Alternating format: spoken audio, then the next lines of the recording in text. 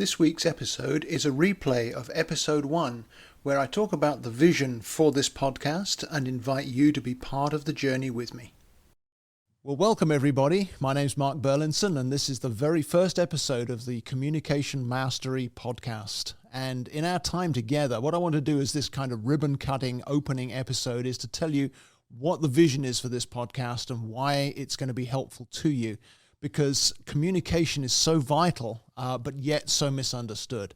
And as I've been working as a communication coach, I've seen the need again and again for people to be able to grow their communication mastery, which is why I wanted to start this podcast. And I hope you'll join me on the journey as we learn to grow our communication skill and as we learn different factors that will help us to communicate more effectively. One of the phrases I like to use a lot is we need to build bridges and not boxes. And that's a lot of what we're going to focus on together is what can I do to connect with people who are different from me? And so that rather than causing division or exacerbating differences, I can turn differences into strengths and build stronger relationships, whether it's in business or in social life or in our own families.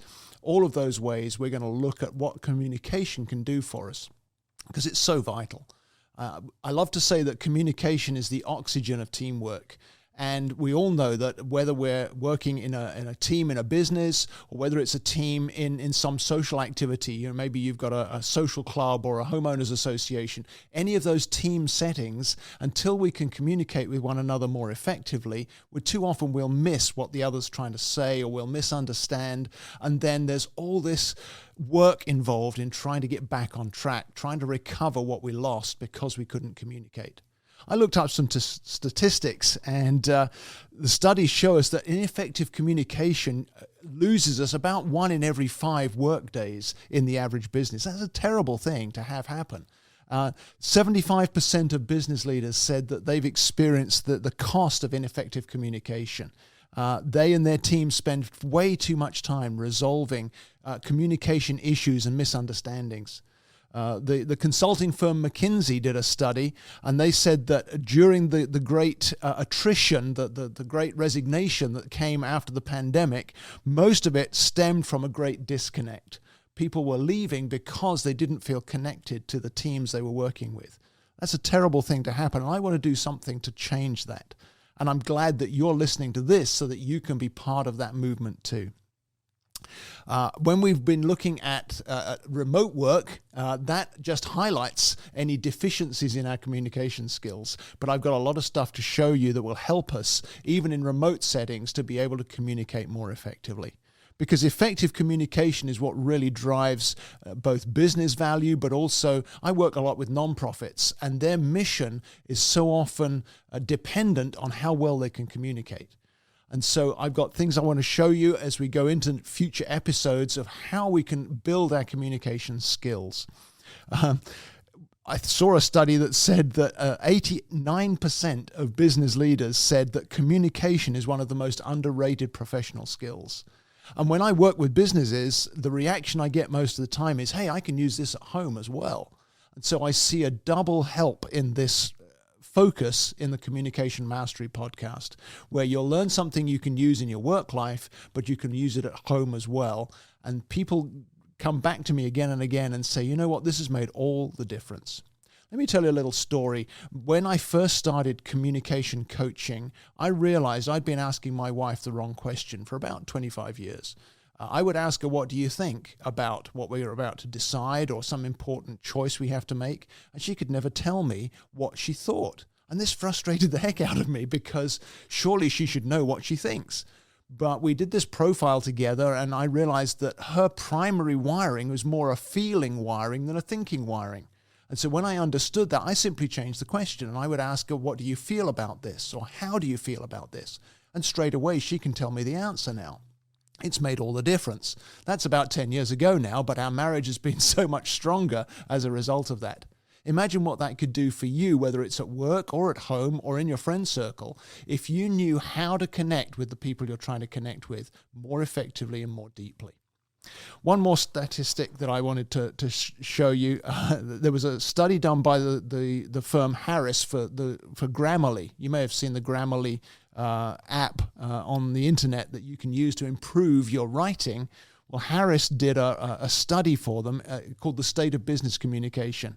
They estimated the total cost of ineffective communication to be $1.2 trillion annually, just here in the US, because of the costs of repairing miscommunication.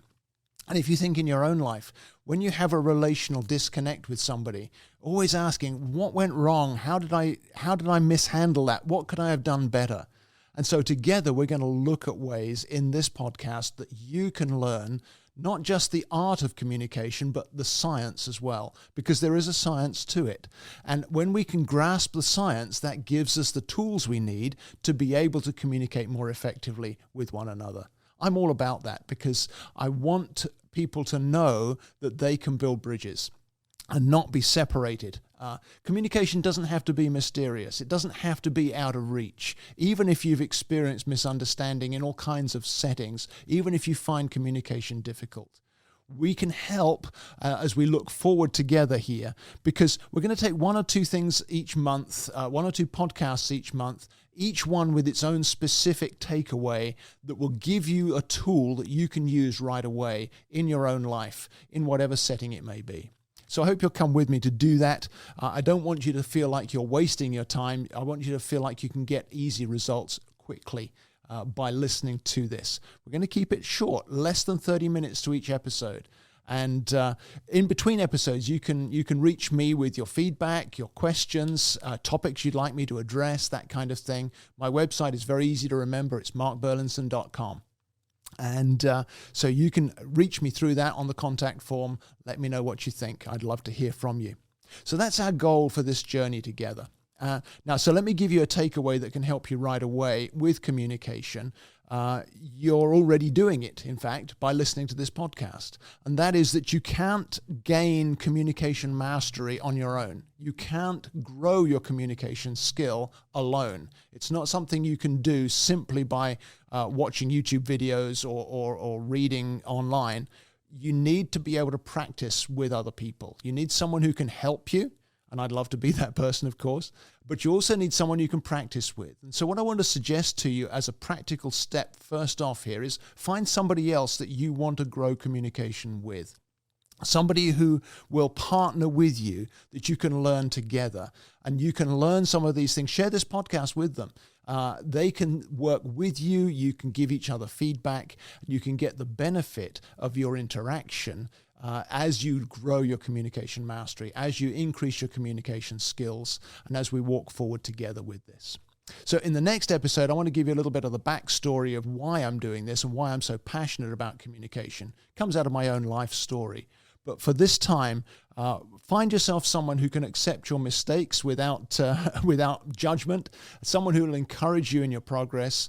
Partner with them, and let's do this journey together. I'll see you next time. Thank you so much for listening to today's episode. It would mean a lot to me if you'd rate and review the podcast so it helps more listeners to find us. But also, would you give me your feedback on things you'd like to hear about in future episodes?